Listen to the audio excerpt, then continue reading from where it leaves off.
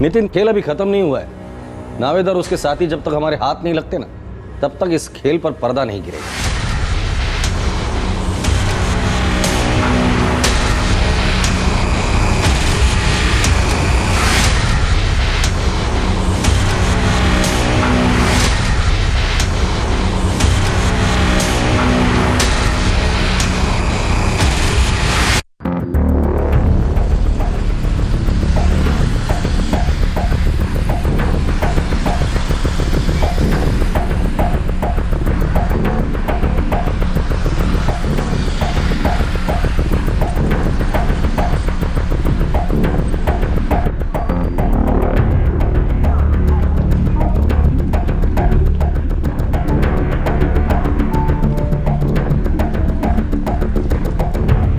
मुंबई से अमृतसर आने वाली हर ट्रेन की चेकिंग हम कर रहे हैं, लेकिन नावेद बशीर अभी तक हाथ नहीं लगा। वैसे सर जी, आपकी इन्फॉर्मेशन तो पक्की है ना?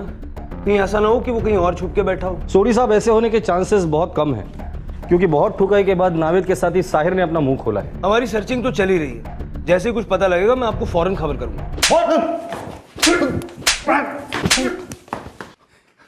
मेरे यहाँ कुछ लिखा है? कुछ लिखा है? हाँ? तुझे क्या लगता है तू हमें दौड़ाएगा और हम दौड़ते रहेंगे? नहीं साहब, मैं सच कह रहा हूँ, नावेद ने कहा था अमृतसर। तू ऐसे नहीं मानेगा, लगता है तुझे चाय पिलानी ही पड़ेगी। काले, गणपत को बोलना चाय लेकर आ, इसके पैर रस्सी से बांधकर यहाँ उल्टा लटका देना। नो एंट्री में यू टर्न मारने वालों का क्या हश्र होता है, इसे पता चलना ही चाहिए। नहीं साहब, बांध पैर। साहब माफ कर दो साहब, लटका उठ। साहब माफ कर दो साहब। पहले से नौटंकी देख रहा हूं तेरे, बहुत हो गया तेरा, बहुत हो गया। अब भी वक्त है सच बोल दे, ये आखिरी मौका है, बाद में बहुत पछताएगा तू। नावेद ने मुझसे सच कहा था, झूठ मुझको नहीं पता, बाकी मैं सब सच कह रहा हूँ साहब। उसने मुझसे कहा था अमृतसर, खुदा कसम साहब अमृतसर। बेटा तू किससे बचा रहा है? नावेद को, जिसने तुझे बेवकूफ बनाया। बेवकूफ? हर ट्रंक में 75 लाख रुपए थे और तुझे सिर्फ 25 लाख रुपए थे। नावेद 2 करोड़ लेके भाग गया है, अभी भी तू नावेद को बचाएगा? साहब मैं सच कह रहा हूँ साहब, मुझे नहीं पता नावेद का है, वरना साहब मैं एकदम सच सच बता देता। सर, सुरेश आज सिक्योरिटी इंचार्ज कुलकर्णी से और मैं बैंक मैनेजर मिश्रा से मिलने जा रहा हूँ। गुड। सर, मुझे लग रहा है ये साहिर शायद सच बोल रहा है। हो सकता है नावेद ने उसे अमृतसर जाने के बाद ऐसे ही गई हो, ताकि हम गलत दिशा में दौड़ते रहें और वो हमारे हाथ ना लगे। छोटी मोटी चोरियां करने वाला नावेद 2.25 करोड़ रुपए लूट कर फरार था। पंजाब पुलिस और मुंबई क्राइम ब्रांच दोनों उसकी तलाश कर रही थी। उधर नावेद का हौसला बुलंद था। इस बार उसने अमृतसर के पास मनेरपुर के एक एटीएम को लूटने का प्लान बनाया था। क्या इस बार भी नावेद पुलिस को चकमा देने में कामयाब होने वाला था? इन्वेस्टिगेशन को सही दिशा में ले जाने के लिए पुलिस का यह जानना जरूरी था कि नावेद की अमृतसर जाने वाली बात में कितनी सच्चाई थी।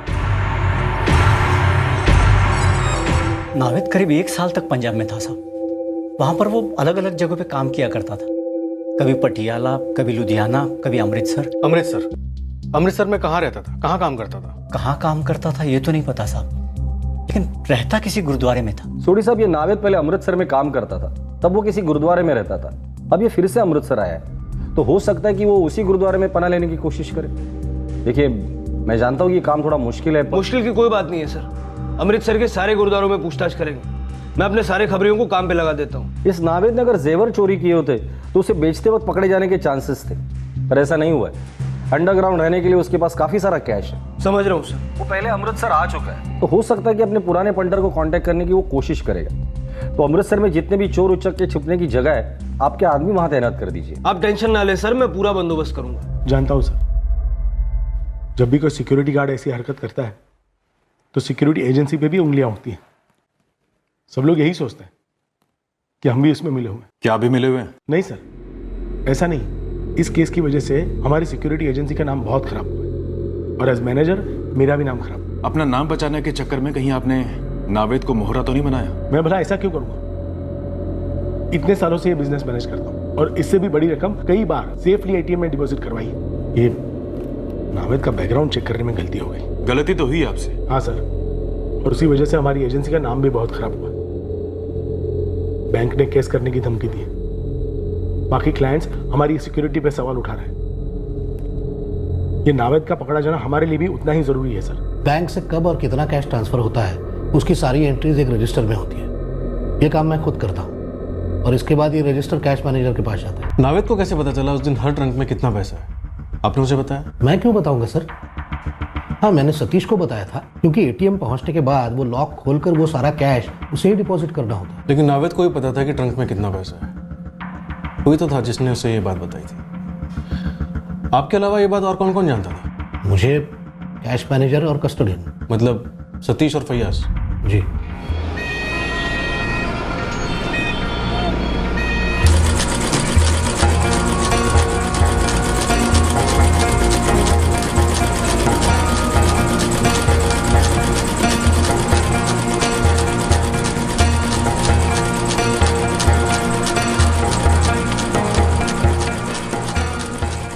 भाई सिक्योरिटी चाचा के साथ सेटिंग है अपना? नहीं भी तेरे को बोला था ना इस बार इस साथ 2 ही लोगों में बैठेगा, तेरे और मेरे में। बोले तो एकदम सीधे घुस जाऊंगा, फिल्मी स्टाइल के माफी। हाँ देख वैसे भी हलवा है।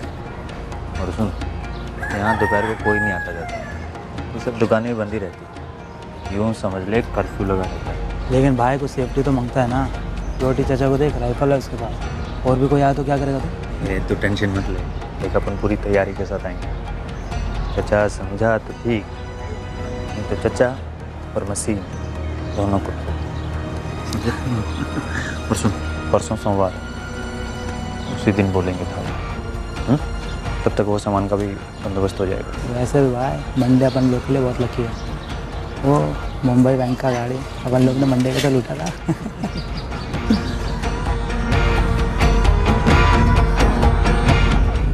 जी साहब, मुझे पता था वैन में 3 करोड़ है। और ये बात तुमने नावेद को बताई? नहीं साहब, मैंने नहीं बताया साहब। मैंने भी कुछ नहीं बताया साहब। तुम दोनों होश में तो हो ना? जी साहब। नहीं, मैं इसलिए पूछ रहा था, पहले गोली खा के बेहोश हुए थे, इस बार मार खा के बेहोश हो जाओगे। हमारी सेहत के लिए ही बोल रहा हूँ, सच बोल दो। नावेद के साथ क्या डील हुई थी तुम्हारी? कोई डील नहीं हुई थी, सच बोल रहा हूँ साहब। मैंने नावेद को कुछ नहीं बताया था साहब। और मैंने भी कुछ नहीं बताया साहब। लेकिन हाँ साहब, नावेद हमेशा सवाल पूछता रहता था मुझसे कि कब किधर कहाँ पैसा ट्रांसफर होता है। अरे बहुत होता है एक पेटी में। लेकिन तू क्या करे जानकर? खाना खाना, दिमाग क्यों खा रहा है? उन्होंने जानकारी के लिए पूछा था। अब देखो, मालूम तो होना चाहिए ना कि जिस गाड़ी की रखवाली कर रहे हैं उसमें कितना माल और कितना नहीं। अरे कुछ फिक्स नहीं होता रे, पेट जैसा हिसाब है। देख, 2 रोटी की भूख हो तो 2 रोटी, 4 की भूख तो 4। मतलब समझा नहीं? जिस एटीएम से ज़्यादा विड्रॉ होता है ना, उसमें ज़्यादा भरना पड़ता है। मतलब अंदाजन एक एटीएम में कितना भरना पड़ता है? सोमवार को ज़्यादा भरना पड़ता है क्योंकि शनि रवि की छुट्टी में लोग ज़्यादा पैसे निकालते हैं, और त्यौहार में ज़्यादा भरना पड़ता है बस। अच्छा, मतलब कितना? 125 रुपये। नावेद ने 3-4 बार कोशिश की, लेकिन मैं हमेशा बात टाल देता था। उसने भी जोर नहीं दिया तो मुझे शक नहीं हो कि ऐसा कुछ करेगा साहब। हो सकता है तुम लोग सच बोल रहे हो, और तुम्हारा साथी साहिर पहले एक मनगढ़ंत कहानी हमें सुना चुका है, इसलिए तुम्हारी बातों पर भरोसा करना मुश्किल है। वैन में बेहोश पड़े थे, अब धोखे से पड़े थे या अपनी मर्जी से, ये तो नावेद का बयान ही साबित कर सकता है। इसलिए तुम्हारे लिए यही अच्छा है कि अगर नावेद के बारे में कुछ जानते हो तो बता दो। जो भी जानते थे सब बता दिया है साहब। सब आप हमारा यकीन कीजिए साहब, नावेद से कोई लेना देना नहीं है हमारा साहब।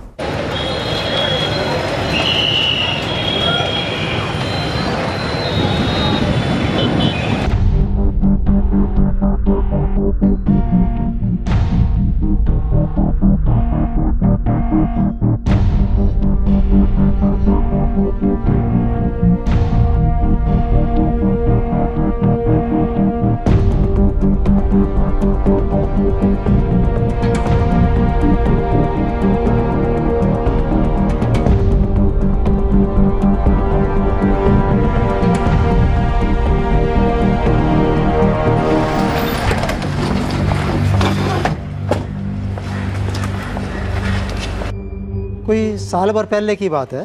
ये नावेद काम भी यहीं करता था और रहता भी यहीं था, पर ज़्यादा दिन टिकिया नहीं साहब जी। कुछ किया इसने?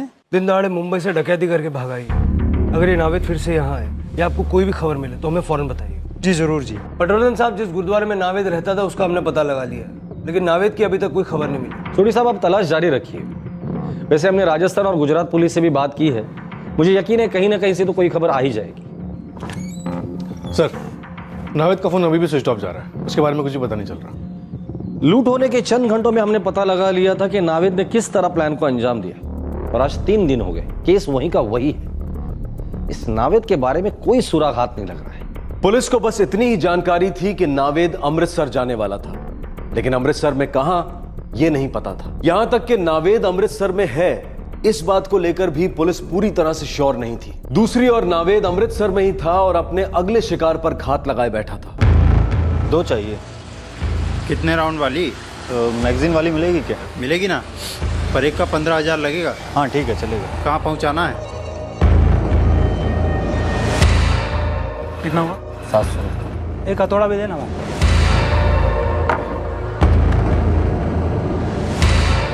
अच्छा सुन, कल गुरुनगर चलना पड़ेगा बंदूक के लेने, वहीं से मनेरपुर चलेंगे।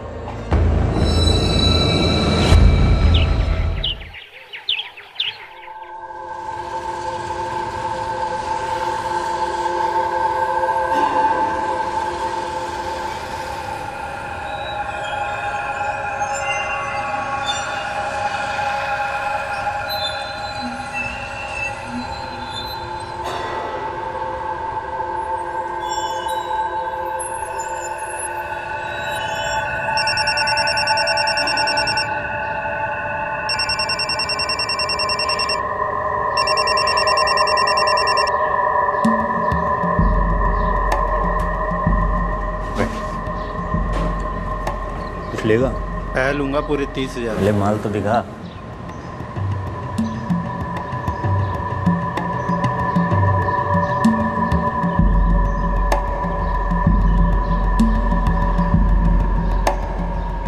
लोडेड है? फुल मैगजीन है।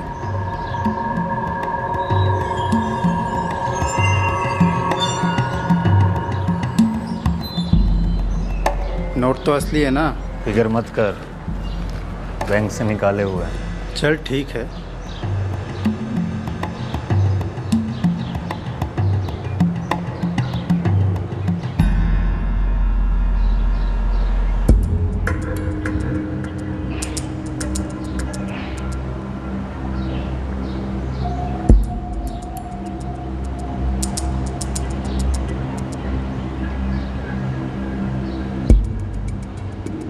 हाँ बोलो उस्मान। एक टिप मिला था, 2 बंदे बंदूकें खरीदने आए थे। पीछे गया तो क्या पता चला मालूम? क्या? साहब वो जो 2 बंदे बंदूकें खरीदने आए थे ना, उनमें से एक वो कबूतर है जिसकी फोटो आपने दिखाई थी। नावेद बशीर? जी साहब वही है। Address 10 minute. मेरे सामने ही बैठे साहब, गुरुनगर हाईवे के पास ढाबा है उधर ही। और घर पे सब ठीक है ना? भाभी नजर रख उन पर, हम आ रहे हैं। साहब वो अभी भी ढाबे से निकले। पीछा कर उनका, मैं टीम लेके आ रहा हूँ, और फोन पे टच में रहना।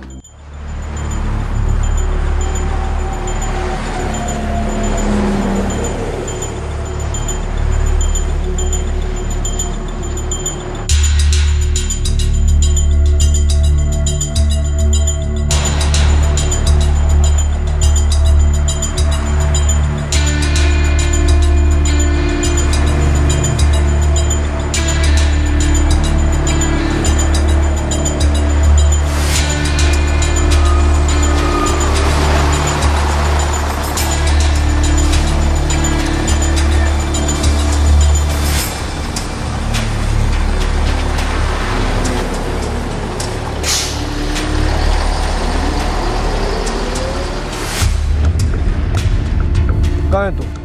बस में हो साहब, दोनों ने मनेरपुर का टिकट लिया। हम बाईपास पहुंच रहे हैं, जहाँ से बस मनेरपुर के लिए टर्न लेगी। तुम मंदिर डेरा क्रॉस करोगे तब तक हम पहुंच जाएंगे। बलवन स्पीड बढ़ा, जल्दी से मंदिर डेरा पहुंचना।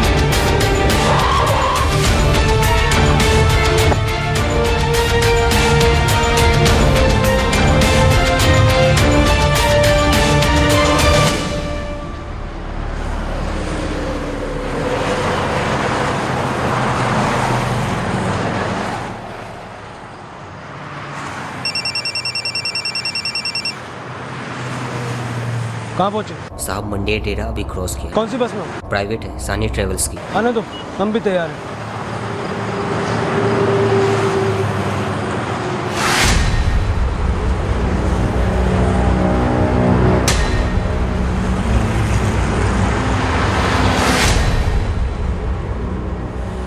नावेद, पुलिस।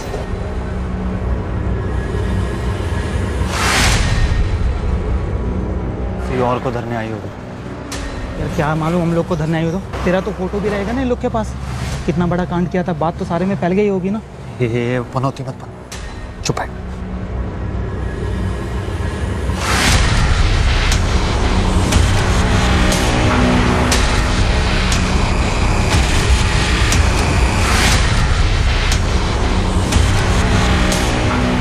ये क्या हो रहा है भाई? कोई नहीं पाजी, चोर पुलिस खेल रहे हैं।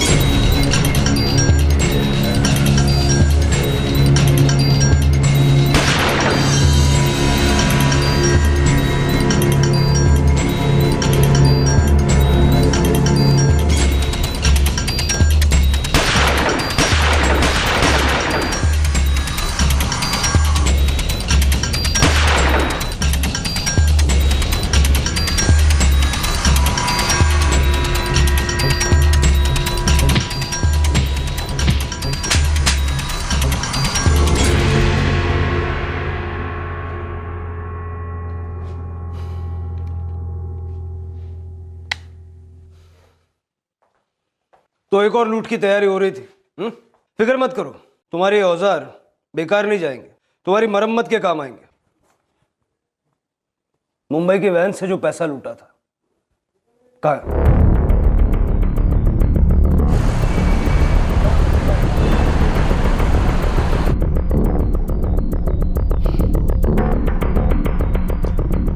सर पंजाब पुलिस ने नावेद से ये 99,23,000 रुपए रिकवर किए हैं। 25 लाख रुपए साहिर से मिले थे। सर नावेद और इमरान का कहना है उन्होंने 77,000 रुपए अपने एक साथी मनोहर को संभालने के लिए दिए थे, जो उदयपुर राजस्थान का रहने वाला है। मैंने राजस्थान पुलिस को उसकी डिटेल्स भेज दी हैं। और बाकी के 1 करोड़? सर उनका कहना है उन्होंने 1 करोड़ रुपए अपने चौथे साथी आबिद खुर्शीद को दे दिए। बहुत दिनों के बाद दर्शन दिए इस नावेद मियाँ ने। चलो जरा हालचाल पूछ कर आते हैं इसका। साहब मुझे सच में नहीं मालूम आबिद कहाँ है साहब। वो तो अमृतसर आया नहीं हमारे साथ, रास्ते में उतर गया था साहब। वो तो सच में नहीं पता मुझे वो कहाँ है साहब। ऐशो आराम का बहुत शौक है ना तुझे? यार सारे ऐशो आराम मिलेंगे तुझे। एटीएम की तरह 24 घंटे हम भी सर्विस देते हैं। यहां गुजरा हर दिन जिंदगी भर याद रखेगा तू, और जब भी इन दिनों को याद करेगा ना, खून के आंसू रोएगा। जब तक ये आबिद का पता नहीं बताता ना, पेलते रहना इसे। सच में मुझको उसके बारे में कुछ नहीं पता साहब। उसके साथ तो हमारा झगड़ा हो गया था साहब, उसको हिस्सा देकर हम अलग हो गए थे साहब। सच कोई बात नहीं नावेद, जब तक आबिद नहीं मिलता उसके हिस्से का मार भी तू ही खा लेना। सिग्नल तोड़ने का बहुत शौक है ना तुझे, अब हड्डियां टूटेगी तेरी। नो यूटर्न के मोड़ पर यूटर्न मारने वालों को पता ही नहीं चलता कि कब वन वे में घुस जाते हैं, और उस वन वे का रास्ता सीधा जेल में आके खत्म होता है। वैसे जेल यात्रा तुम दोनों के लिए नई बात तो है नहीं। इस बार ये जेल यात्रा थोड़ी लंबी भी होगी और तकलीफ भरी भी। बात आप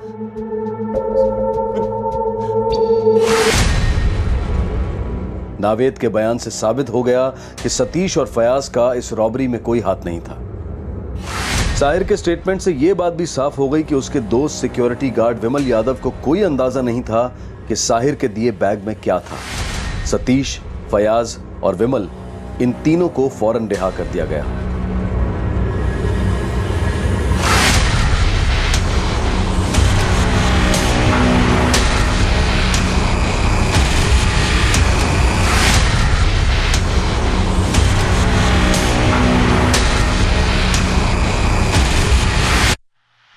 इस चोर मंडली का चौथा सदस्य आबिद खुर्शीद अब भी फरार है। पुलिस उसे ढूंढने की पूरी कोशिश कर रही है। चोरी जरूरत पूरी करने के लिए की जाए या ख्वाहिशें, चोरी आखिरकार चोरी होती है। अगर कोई चीज हमारे पास नहीं है तो उसे दूसरे से छीन कर अपनी बना लेने की सोच ही चोरी की जड़ है, फिर वो चाहे चोरी छोटी हो या बड़ी। इसलिए चोर भी छोटा या बड़ा नहीं होता। चोरी के पैसों से ऐशो आराम की जिंदगी बसर करने का ख्याल एक भ्रम है और कुछ नहीं। किसी के दिमाग में कभी यह ख्याल भी आ सकता है कि सिर्फ एक बार चोरी करने के बाद वो इस गुनाह से हमेशा के लिए तौबा कर लेगा और आम जिंदगी जीने लगेगा। लेकिन याद रहे कि ये सिर्फ दिल का बहलावा है। हर पेशेवर अपराधी इसी सोच के साथ पहला गलत कदम उठाता है और फिर बुराई की चिकनी फिसलन पर गिरता चला जाता है। नावेद जो शायद गरीबी में पला होगा, माना कि जिंदगी आसान नहीं रही होगी उसके लिए, लेकिन ऐसे हालात से तो लाखों करोड़ों लोग गुजरते हैं। लेकिन वो सभी चोर या लुटेरे नहीं बनते, बल्कि अपनी मेहनत और अपनी काबिलियत से अपनी और अपनों की जिंदगी संवारते हैं। और ऐसी कई मिसालें हम सब ने अपने आसपास देखी हैं। चोरी और लूटपाट का शॉर्टकट लेकर नावेद की आगे बढ़ने की लालसा ने साहिर को भी अपनी चपेट में ले लिया। अब साहिर के माथे पर भी गुनहगार होने का बट्टा लग चुका है। दरअसल जब नावेद ने पहली बार अपने इरादों को साहिर के सामने जाहिर किया था, साहिर को उसी वक्त यू टर्न ले लेना चाहिए था और नावेद को बिल्कुल बढ़ावा नहीं देना चाहिए था, जैसा कि सतीश और फैयाज ने किया। वो दोनों नावेद की किसी भी लुभावनी बात से प्रभावित नहीं हुए और अपने उसूलों पर डटे रहे। ये एक डरावनी सच्चाई है कि अमीर और गरीब के बीच की खाई बढ़ती जा रही है और ये समाज के हित में भी नहीं है।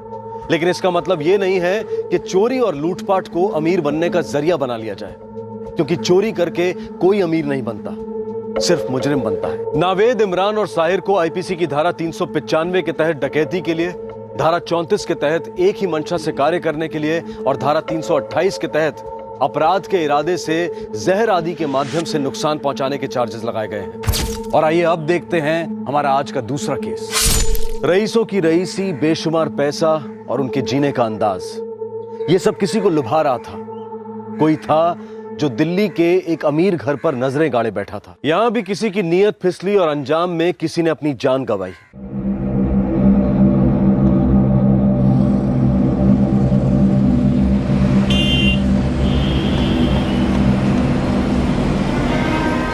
दिल्ली में पैसे वालों की कमी नहीं है, बेशुमार पैसा है लोगों के पास।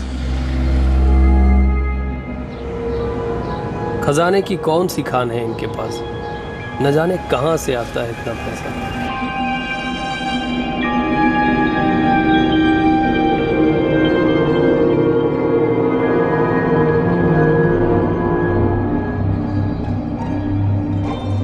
ये लो, जो चाहिए जब चाहिए खरीद सकते हैं, बस चाहने की देर है।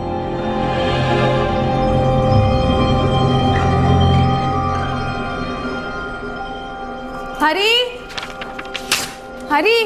जी प्रियंका दीदी। ये लो सामान की लिस्ट, मार्केट जाके ले आओ। जी। अच्छा सुनो, सब्जियां थोड़ी देख के लाना, पिछली बार सारी सड़ी हुई सब्जियां लाई। जाओ।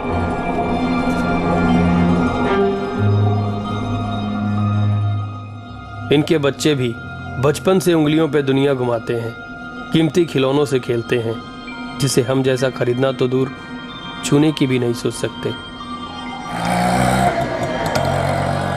सीसीटीवी कैमरे इनके पहरेदार हैं, इनकी और इनके दौलत की हिफाजत करते हैं। कुछ ना होने का खालीपन हमें डराता है और इन्हें सब कुछ संभाले रखने का, और है भी इतना ज्यादा कि संभाले नहीं संभलता।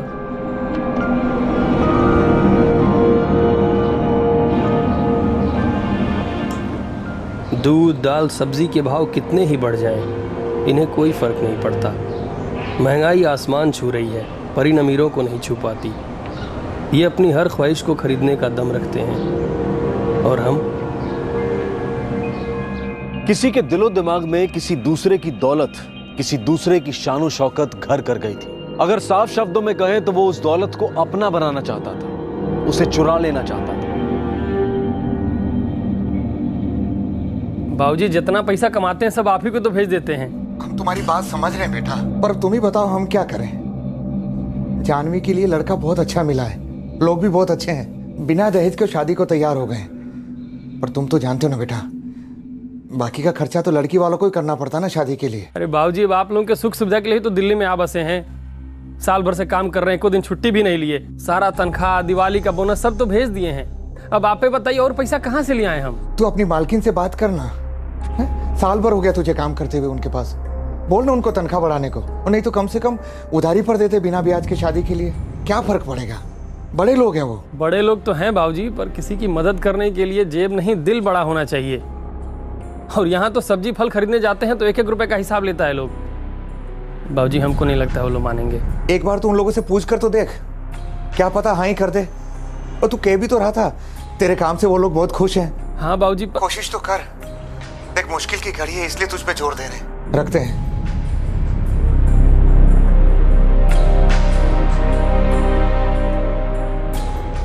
क्या कहा हरी ने? क्या कर पाएगा कुछ इंतजाम? हाँ बोल तो रहा है, पर उसकी बातों से लगता है उसको अपनी मालकिन पर भरोसा नहीं है।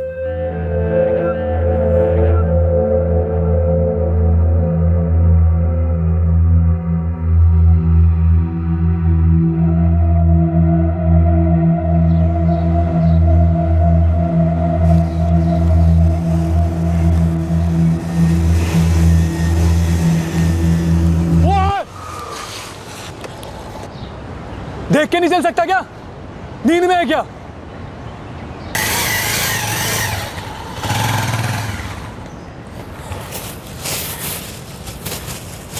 बहुत हो गया, अब तो फैसला होके रहेगा, पार या पार।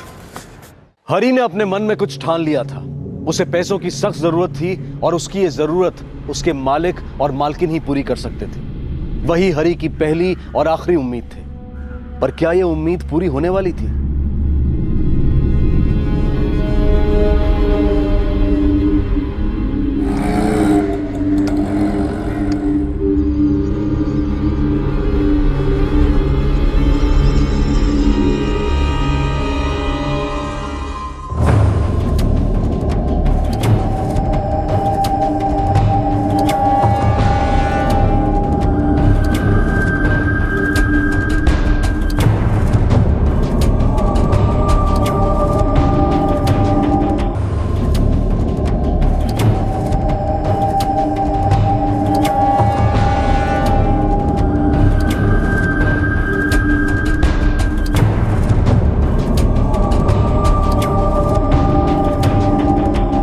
मम्मी जी, मैं ना जरा मार्केट जा रही हूँ, 1-1.5 घंटे में लौटूंगी। अच्छा, मैं गाड़ी लेके नहीं जा रही हूँ, यहाँ पार्किंग की ना बहुत प्रॉब्लम होती है। ठीक है, ऑटो रिक्शा ले लेना। जी मम्मी जी। यश क्या कर रहा है? यश अपने कमरे में है, टैबलेट पे गेम खेल रहा है।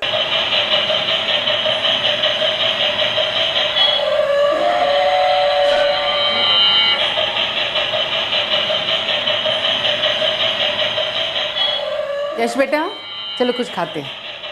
नहीं, चलो कुछ खा लेते हैं। जब आप पूजा करते हो तब मैं आपको डिस्टर्ब करता हूँ, नहीं ना तो आप मुझे डिस्टर्ब मत करो। ठीक है, आजकल के बच्चे भी ना।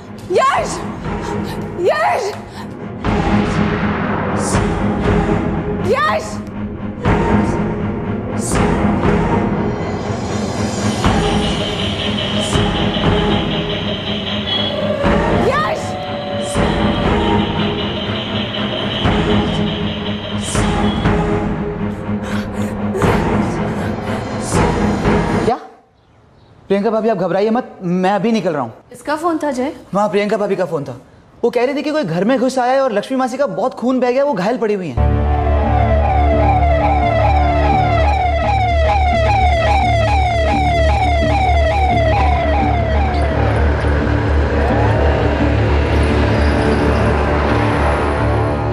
लक्ष्मी दीदी, कुछ नहीं होगा आपको, हिम्मत रखिए।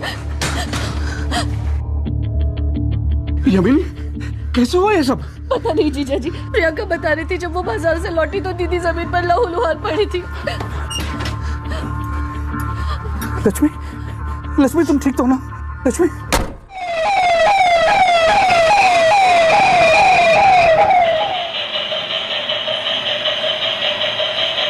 यश, यश, यश,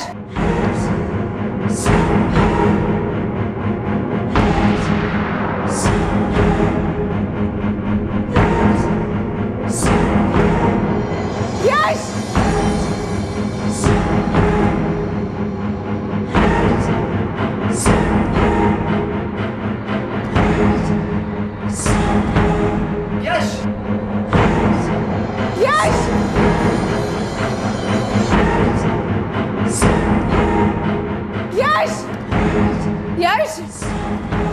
यस सर। सर एड्रेस है 43 अग्रवाल्स बंगलो, शांतिगंज साउथ। ठीक है, हम अभी पहुंच रहे हैं।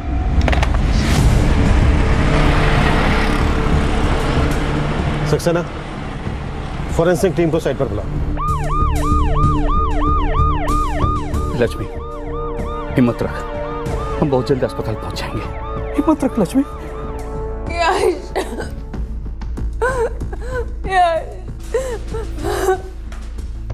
यश, यश,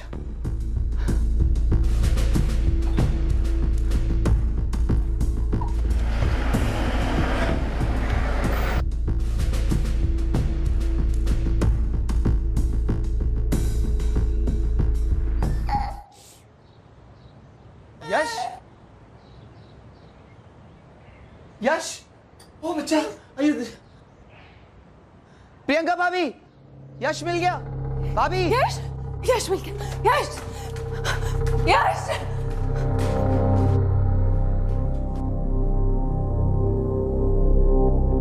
यश, यश, यश, मेरा बच्चा। यश, यश तू ठीक है ना? यश, कुछ हुआ तो नहीं ना? तू ठीक है ना बेटा? हाँ?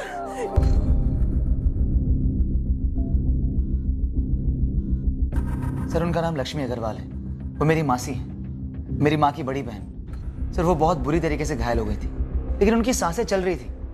मेरे मासा जी और मेरी माँ यामिनी उन्हें हॉस्पिटल ले गए सर। कौन से हॉस्पिटल? LMG hospital.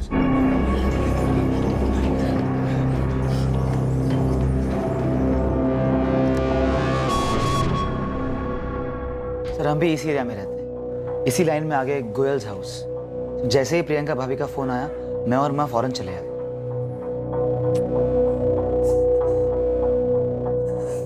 जब मैं मार्केट से वापस आई तो देखा एक आदमी दरवाजे से बाहर आ रहा था। इससे पहले मैं कुछ समझ पाती, वो दीवार कूद के भाग गया। मैं बहुत डर गई थी और मैं फौरन घर के अंदर दाखिल हुई और घर के अंदर आके देखा कि मम्मी जी उनके गले से। फिर मैंने जय को और पापा जी को फोन किया। पापा जी ने एम्बुलेंस बुलाई। क्या घर का दरवाजा पहले से खुला था? जी। जब हम अंदर आए तो आप किसी यश को पुकार रहे थे। ये यश कौन है? मेरा बेटा। ये मम्मी जी के साथ घर पे ही था। बहुत ढूंढा इसे, पर कहीं मिल ही नहीं रहा था। सर फिर ये बाथरूम में मिला। शायद उसी आदमी ने इसे बंद कर दिया था अंदर, जिसे भाभी ने भागते हुए देखा।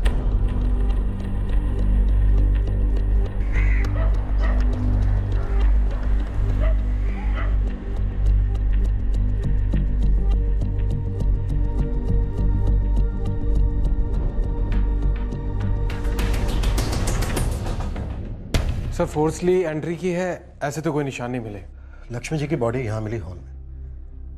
और बच्चा बाथरूम में बंद था। सर हमलावर का इरादा लूट का था, क्योंकि ऊपर वाले कमरे का लॉकर तोड़ा गया है, तिजोरी खाली है। शायद चोरी करके भाग रहा होगा, तभी लक्ष्मी जी की नजर पड़ी होगी और चोर ने हमला कर दिया होगा और बच्चे को बाथरूम में बंद कर दिया होगा। फॉरेंसिक टीम कहाँ तक पहुंची? पहुंच रही है 10 मिनट में। सर इस पूरे बंगले में 2 CCTV कैमरे हैं और दोनों ही CCTV कैमरे मेन गेट पर हैं सर, लेकिन दोनों के वायर्स कटे हुए हैं। हमलावर ने दाखिल होने से पहले ही काट दिए होंगे।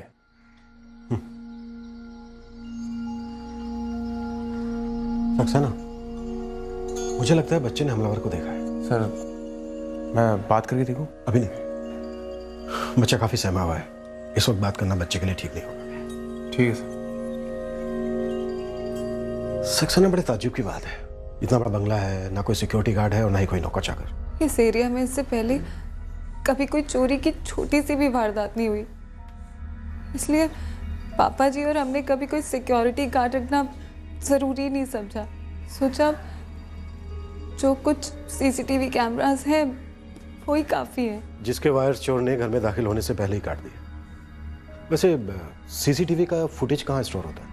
ऊपर वाले कमरे में, पापा जी के कंप्यूटर से कनेक्टेड है। आपके ससुर काम क्या करते हैं? उनका गारमेंट्स का शोरूम है लाजपत नगर में। आपके घर में कोई नौकर चाकर नहीं है?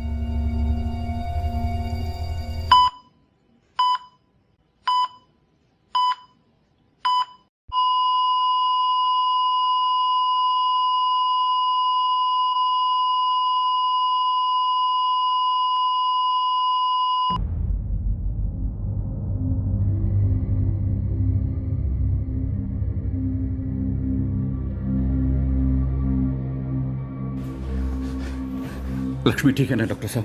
उनकी गले की नस बहुत बुरी तरह से कट गई थी और खून भी काफी बह चुका था। We tried our best, but sorry, हम नहीं बचा पाए उनको।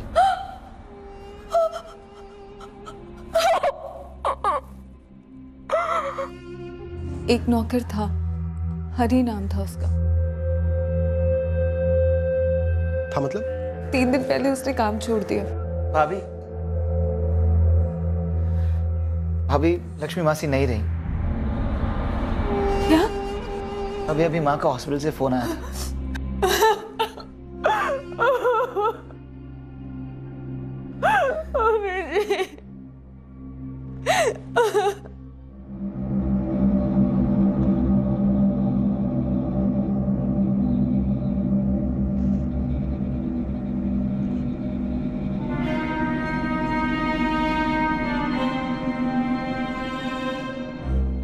हमलावर ने सिर्फ अग्रवाल के घर को नहीं लूटा था, बल्कि इतनी बेरहमी से लक्ष्मी अग्रवाल पर वार किया था कि जिसकी वजह से उनकी मौत हो गई। वारदात के वक्त लक्ष्मी का 5 साल का पोता घर पर ही था और बाथरूम में डरी सहमी हालत में मिला।